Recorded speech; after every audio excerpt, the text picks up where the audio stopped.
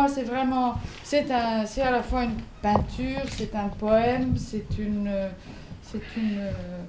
quelque chose. En tout cas, c'est vraiment une nouvelle idée cinématographique et c'est de l'art tout simplement. Donc, voilà, Verena. D'abord, on travaille sans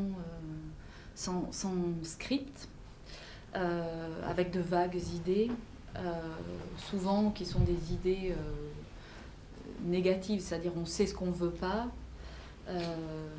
on sait comment ne pas filmer, on ne sait pas forcément comment on va filmer. Et on a donc toute l'idée de départ, c'était l'idée de la pêche, avec comme cette énorme contrainte le fait que la pêche a été surreprésentée de façon romantique la plupart du temps. Donc on s'est mis dans la tête de filmer simplement dans le port de New Bedford. Et donc on a filmé pendant des mois là, sur les quais, tous les petits métiers en fait, qui sont reliés à la mer.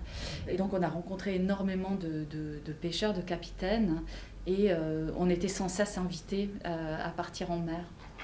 Et on se disait que qu'est-ce que c'est cette notion d'anthropologie partagée que dont Rouge parlait, comment est-ce qu'on peut vraiment partager un film? Donc c'était des discussions comme ça.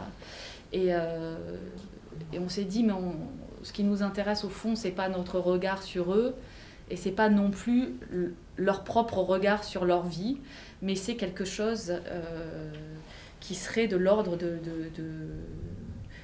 d'arriver à saisir leur expérience.